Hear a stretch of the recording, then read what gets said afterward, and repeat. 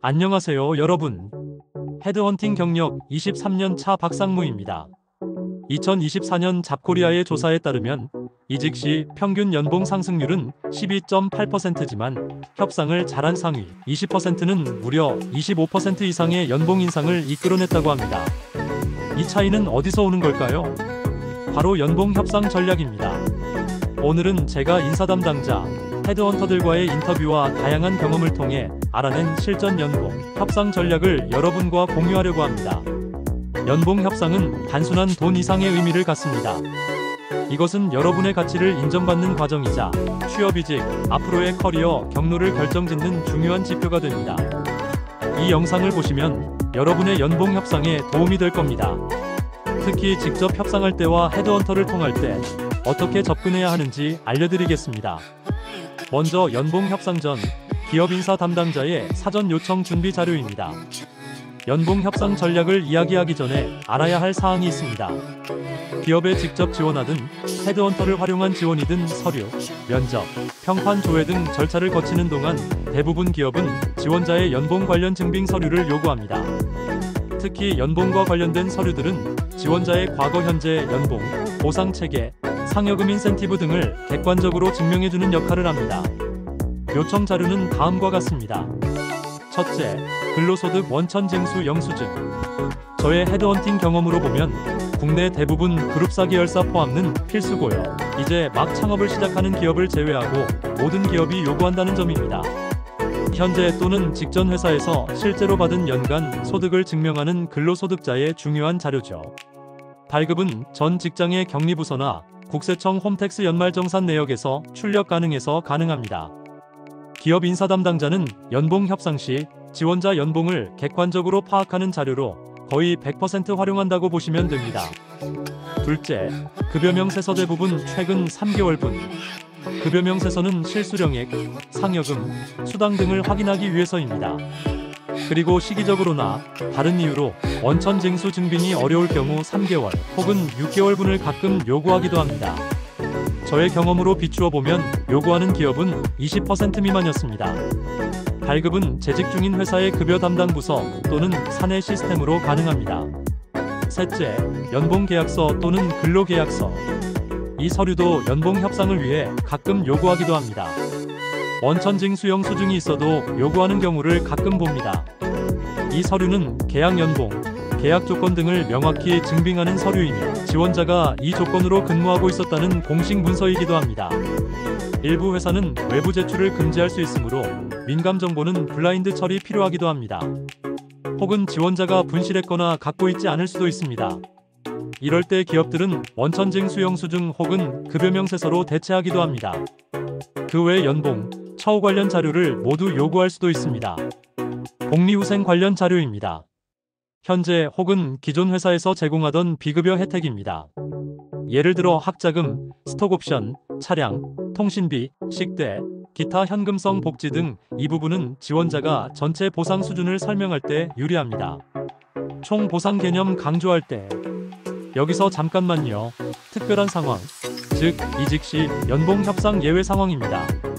기업에 지원하기 전에 지원 기업의 연봉 수준이 지원자가 희망하는 수준이거나 그 기준을 넘어서면 연봉 협상은 큰 의미가 없죠. 헤드헌팅 현장에서는 자주 발생하는 경우입니다. 같은 대기업이라도 연봉 수준 차이가 날 때나 중소기업에서 대기업이나 외국계 기업으로 이직을 희망할 경우가 해당됩니다. 저는 이럴 경우 이력서에는 회사 내규에 따름으로 표시하거나 추천 메일 발송 시 코멘트에 이런 내용을 언급하기도 합니다. 그리고 지원 후보자에게 면접에서도 연봉 질문을 받으면 내규에 따르겠다고 답변하길 부탁합니다. 협상 자체가 의미가 없기 때문입니다. 연봉이 높은 기업에 지원하면 협상보다는 제안 자체를 대부분 수용하죠. 협상 예외 상황의 전제 조건은 지원하는 기업의 연봉 정보를 정확히 알고 있어야 한다는 점입니다. 앞으로의 내용은 협상이 필요한 경우를 전제로 알려드리겠습니다.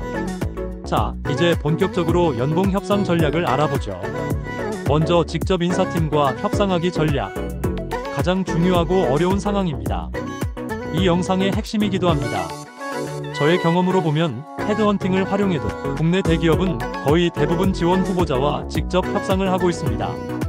보안 문제도 있고 복지제도 등은 직접 설명하는 것이 이해력과 설득력이 높기 때문입니다. 협상 중에 가끔 지원자에게 부가 설명이 필요한 경우 헤드헌터에게 지원을 요청하기도 합니다. 특히 연구개발 분야에서 해당 직무에 탁월한 연구개발 성과를 이룬 박사급 경력자, 전문가, 직군인 의사, 변호사, 회계사, 변리사 등은 2단계가 중요하기도 합니다. 박사급 인재는 과거 현재 기업이 벤처나 중소기업이더라도 연봉이 높은 경력자도 있기 때문입니다. 대형 의료기관 연구소, 의사, 유명 법무법인 변호사, 대형 빅4 회계법인 회계사, 대형 특허법인 변리사, 유명 컨설팅 펌, 컨설턴트 등 전문성 높은 인재들이 일반 기업으로 이직을 희망할 때는 연봉 협상이 중요한 절차이기도 합니다. 전략 1. 시장가치 기반 제시. 먼저 가장 중요한 원칙, 바로 시장가치 기반의 연봉 제시입니다.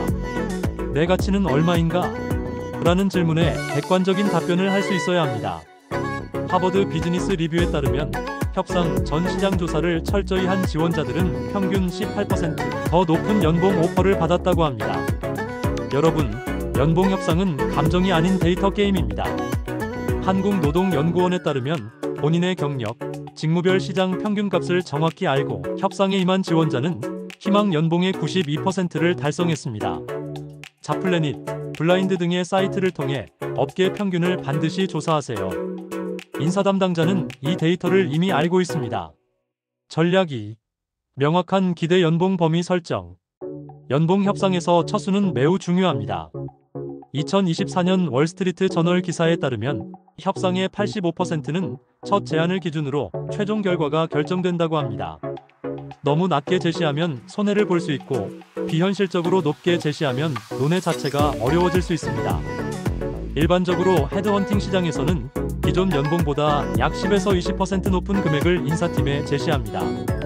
예를 들어 제 역량과 시장 상황을 고려했을 때 7천만원에서 7,500만원 사이의 연봉이 적절하다고 생각합니다. 와 같이 하한선과 상한선을 구체적으로 말하는 것이 협상에 좋습니다. 전략 3. 기여가치 중심 설명. 세 번째, 기여가치를 중심으로 협상하세요. 최근 인크루트의 인사 담당자 100명 설문에 따르면 연봉 협상 시 성과 중심의 대화를 한 지원자의 수용률이 일반 지원자보다 35% 높았습니다. 이렇게 말해보세요. 특히 제가 보유한 AI 개발 경험은 귀사의 신규 프로젝트에 즉시 기여할 수 있을 것입니다. 와 같이 구체적으로 말하는 것이 좋습니다. 인사 담당자 입장에서는 투자 대비 수익 ROI를 계산합니다. 여러분의 연봉은 투자, 성과는 수익이죠. 그 수익을 구체적으로 보여주세요. 전략 4. 협상 여지 열기. 네 번째는 협상의 여지를 열어두세요. 2024년 대한상공회의소 조사에 따르면 기업들의 46%가 기본급 외 다양한 형태의 보상 구조를 운영 중입니다. 이는 여러분에게 협상의 폭을 넓혀줍니다. 연봉 자체가 협상의 전부는 아닙니다. 실리콘밸리의 협상 전문가인 패트릭 맥키버에 따르면 총 보상 패키지 토탈 컴펜세이션 패키지를 고려하라고 조언합니다. 이렇게 제안해보세요. 총 보상 기준으로 협의가 가능합니다. 성과급 구조도 고려할 수 있습니다. 이런 말 한마디가 협상의 문을 활짝 열어줍니다. 인사 담당자 입장에서는 유연한 접근법을 보여주는 지원자가 협업하기 좋은 파트너로 느껴집니다.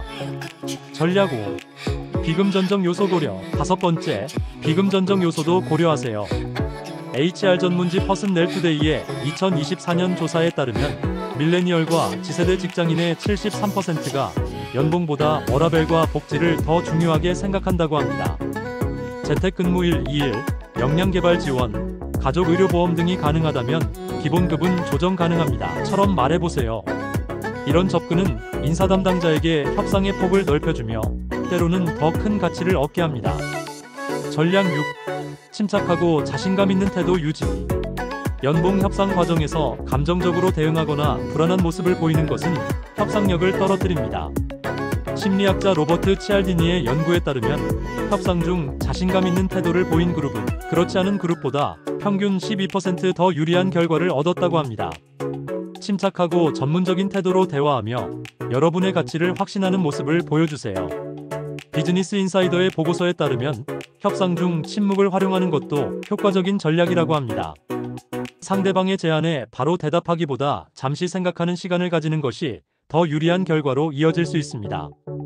인사팀과 직접 협상 시 피해야 할 행동. 이제 절대 하지 말아야 할 행동들입니다.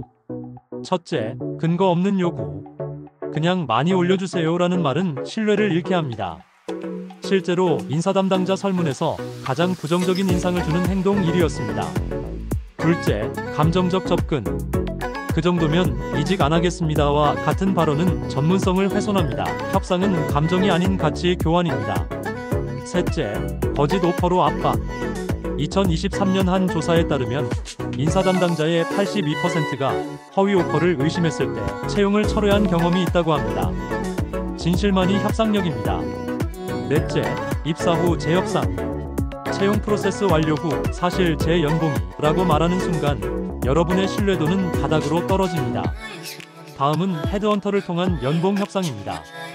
이 방법은 기업이나 지원자가 헤드헌터를 최대한 활용하는 경우입니다. 대기업보다는 중소기업, 벤처기업들이 헤드헌터를 통한 협상을 자주 합니다. 저의 경우는 대기업을 제외하면 외국계 기업을 포함해 80% 이상 저와 조율 협상을 했던 것 같습니다. 주로 기업에서 저에게 연봉 내용을 제안하고 수락 여부 혹은 조율이 필요할 경우 조건 변경 내용을 바탕으로 협상 조율하는 경우입니다. 기업 지원자 모두 민감한 절차를 유연하게 활용하고 이성적 감정적 소모나 시간을 줄이는 효과도 크죠. 전략 1. 투명한 정보 공유. 헤드헌터와 일할 때 가장 중요한 것은 바로 투명성입니다. 한국경제매거진의 2024년 보고서에 따르면 헤드헌터를 통한 성공적 연봉 협상의 첫 번째 조건은 정확한 정보 공유였습니다. 현재 연봉 8천만 원에 희망은 9,500만 원입니다. 최소 9천만 원은 되어야 이직을 고려할 수 있습니다. 이런 명확한 정보가 있어야 헤드헌터가 여러분을 위한 최적의 전략을 세울 수 있습니다. 헤드헌터는 여러분의 대리인입니다. 의사와 환자처럼 정확한 진단을 위해서는 정확한 정보가 필요합니다. 전략 2. 희망 조건 명확화. 두 번째, 희망 조건을 분명히 밝히고 수치화하세요. 2024년 잡코리아 조사에 따르면 이직자의 57%가 연봉 외 조건에 대한 명확한 기준이 없어 후회했다고 합니다. 이렇게 준비해보세요. 최소 수락 가능 연봉 기본급 7천만 원. 우선순위 1. 재택근무주 1회 이상 혹은 시차 출퇴근. 우선순위 2. 자기개발비 지원, 학자금 지원, 직장 어린이집 등 양보 가능 사항 직급, 스톡옵션. 헤드헌터는 이런 구체적인 정보를 바탕으로 협상의 우선순위를 정할 수 있습니다. 전략 3. 헤드헌터를 대변인으로 활용. 세 번째, 헤드헌터의 가장 중요한 역할은 대변인입니다. 2023년 글로벌 헤드헌팅 기업 하이드릭 앤드 스트러걸즈의 보고서에 따르면 직접 협상보다 헤드헌터를 통한 협상이 평균 12% 더 높은 연봉을 달성했습니다. 연봉이 생각보다 낮네요라고 직접 말하는 것보다 헤드헌터를 통해 후보자는 시장 가치를 고려할 때 제안보다 높은 기대가 있습니다라고 전달하는 것이 훨씬 효과적입니다. 민감한 협상일수록 중간자의 역할이 중요합니다. 기업과 직접 감정적 대립 없이 해당 기업과 경험이 많은 헤드헌터를 적극 활용해 협상하세요. 전략 4. 신속한 피드백. 네 번째, 결정과 피드백은 신속하게. 실제로 2024년 기업 인사 담당자 200명을 대상으로 한 설문에서 가장 인상적인 지원자 특징으로 명확하고 신속한 커뮤니케이션이 꼽혔습니다. 이 조건이면 수락하겠습니다. 또는 이 부분이 개선되면 고려하겠습니다라고 명확하게 답변해주세요. 좋은 조건이면 바로 수락 결정을 하세요. 고민이 필요하면 24시간을 넘기지 않기를 바랍니다. 하루 이상 걸리면 헤드헌터나 인사 담당자나 제안이 부정적이라 느낄 수 있기 때문입니다. 기업은 의사결정에 시간을 투자합니다. 여러분의 신속한 피드백은 그들의 시간을 존중하는 모습이며 이는 신뢰로 이어집니다. 헤드헌터를 통해 연봉 협상 시 피해야 할 행동. 첫째, 거짓 정보 제공. 대형 헤드헌팅 기업 로버트 월터스의 조사에 따르면 경력이나 연봉을 속인 지원자의 94%가 최종 단계에서 탈락했습니다. 모든 근로소득 관련 정보는 결국 검증되고 드러나게 됩니다. 둘째, 번복과 우유부단. 헤드헌터도 감정이 있는 사람입니다. 기업의 중요한 파트너이고 지원자의 중요한 지지자입니다. 소통 내용과 의사결정을 번복하거나 시간을 너무 끌게 되면 부정적 판단을 하게 될 수도 있습니다. 지원한 기업과 신뢰가 두터운 헤드헌터는 진행을 취소하자고 제안하기도 하기 때문입니다. 특히 중요한 결정 번복은 의사소통과 거래 방식에서 최악의 실수로 작용합니다. 셋째, 혼란스러운 커뮤니케이션. 여러 기업과 동시에 진행 중이라면 헤드헌터에게 상황을 명확히 공유하세요. 투명성이 최선의 전략입니다. 그래야 담당 헤드헌터는 진행 기업의 최대한 양해를 구하기 때문입니다. 이 기업, 저 기업 혼동하면 가장 안 좋은 결말을 맞게 됩니다. 넷째, 헤드헌터 건너뛰기. 기업에 직접 연락하는 것은 헤드헌터와의 신뢰를 깨는 엄청난 행동입니다. 결국 더 나쁜 결과로 이어질 수 있고요. 기업에서는 절차와 태도에 대한 결례로 인식해 진행 자체를 취소할 수도 있습니다. 특히 대기업이나 외국계 기업은 주의가 필요합니다. 이제 연봉 협상의 최종 마인드셋을 말씀드리겠습니다. 가장 중요한 것은 협상을 승패의 게임이 아닌 상호 이익의 과정으로 보는 것입니다. 2024년 하버드 비즈니스 리뷰의 협상 연구에 따르면 윈윈 접근법을 택한 협상자의 87%가 장기적으로 더 높은 성과를 거두었습니다. 협상은 준비된 자의 게임입니다. 데이터에 기반해 명확한 논리로 접근하세요. 감정이 아닌 가치, 대립이 아닌 협력으로 접근할 때 최고의 결과를 얻을 수 있습니다. 연봉은 단순한 숫자가 아닙니다. 그것은 회사가 여러분의 가치를 얼마나 인정하는가의 상징입니다. 연봉 협상, 당신의 가치를 정확히 알고 시작하세요. 여러분의 성공적인 연봉 협상을 응원합니다. 이 영상이 도움이 되셨다면 좋아요와 구독 부탁드립니다. 다음 영상에서 또 만나요.